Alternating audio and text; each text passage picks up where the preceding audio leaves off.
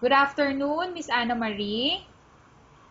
Good afternoon, ma'am. Okay, Miss Anna Marie, can you tell me about yourself? I'm Ana Marie Mendoza Tumbagahan, ma'am, 38 years old. I'm married.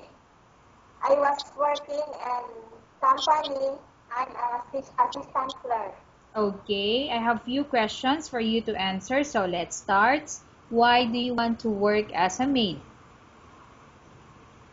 Because, ma'am, I give my family a high salary. Why you choose Malaysia when there is a lot of other country? Malaysia, ma'am, is nearest in the Philippines, and I give you Malaysia a job. Okay, how are you qualified for this job? Because I'm hardworking, ma'am. May I know what is your education level is? Vocational tailoring, ma'am. Okay, vocational graduate you are. Yes, ma'am. What is your recent working experience?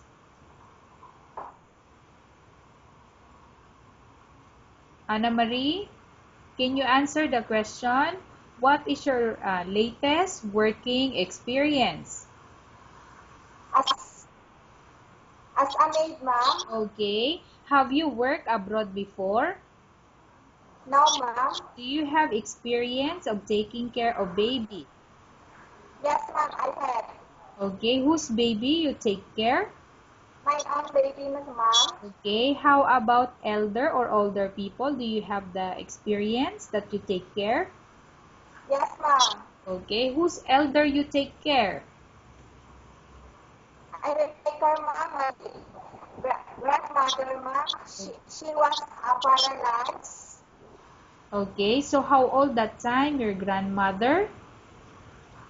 78 years old, ma'am. 78, sorry, is it correct? Yes, ma'am, 78. Years old, okay. Do you have any other special skills? Yes, ma'am. Can you give me what are those special skills do you have? Are you learning cooking, ma'am? Okay. Are you willing to learn new skills?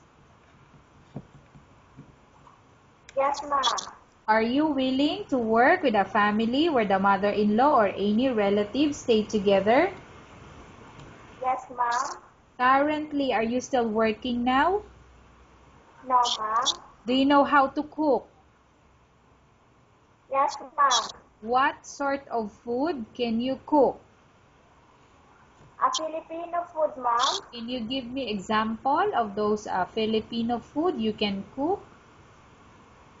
Adobo, adobo, ma'am. Kari-kari, and then tinola, ma'am. Okay, are you aware that you will have to do washing, cleaning, ironing, and cooking? Yes, ma'am.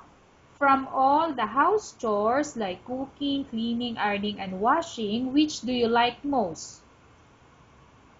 I'm most ironing, ma'am. Okay. If ever you were selected to work in Malaysia, who will take care of your kids? My husband, ma'am. You are not allowed to use handphone or cell phone during working hours.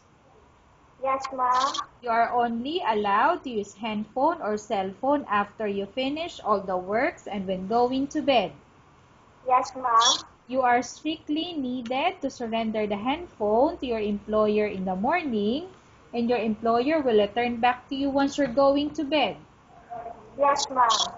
If ever your employer finds out that you're abusing of using your handphone and it's affected your work performance, your employer will confiscate your handphone and you're not allowed to hold it anymore.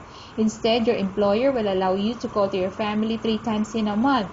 You're only allowed to bring normal phone and you're not allowed to bring smartphone. Are you agreed for the terms and condition?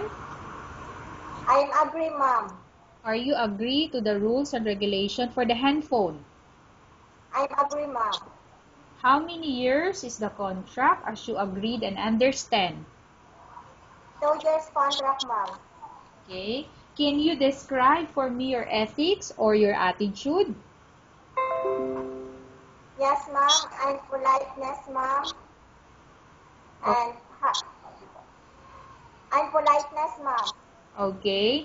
How can you assure to us that you will work hard in Malaysia? What will you do?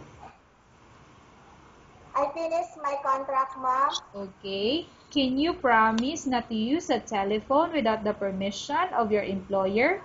Can you promise? I promise, ma'am. Can you promise not to put on makeup but to dress properly while work? Yes, ma'am. Can you promise not to invite friends and relatives without the consent of your employer? Yes, ma'am. Can you promise not to ask for advance salary from your employer under any circumstances? Yes, ma'am. Do you really understand of the rules and regulation of the agency? Yes, ma'am.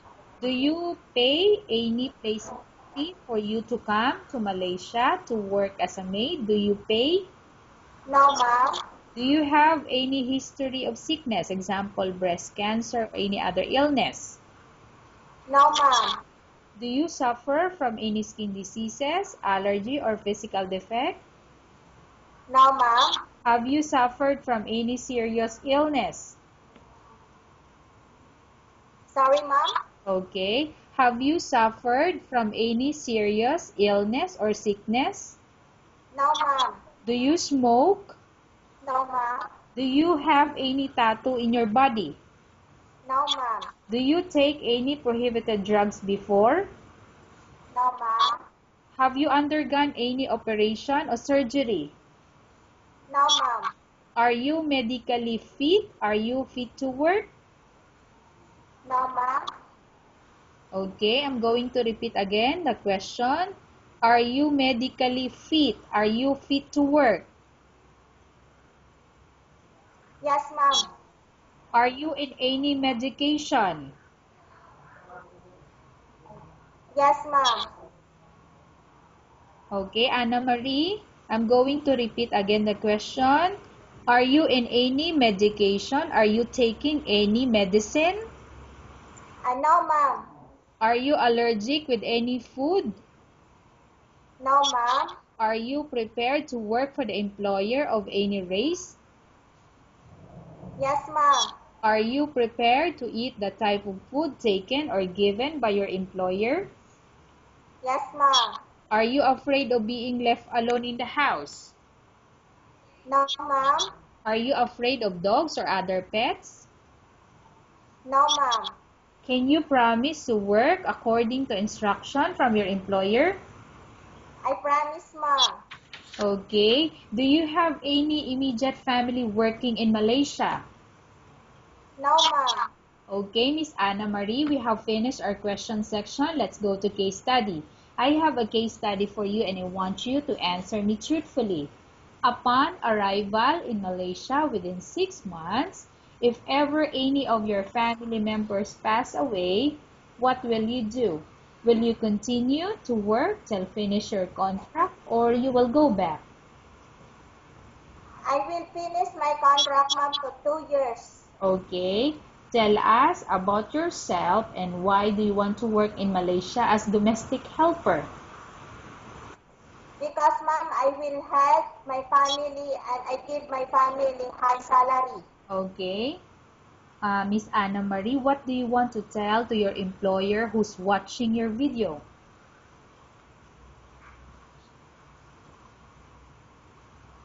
Sorry, ma'am. Okay. Miss Anna Marie, what do you want to tell to your employer who's watching your video? I tell my employers, ma'am, she was watching my video. Okay. What else do you want to tell? You already say thank you to your employer for watching your video, and then what else? What do you want to promise to your employer? I promise, ma'am, I finish my contract and hard working.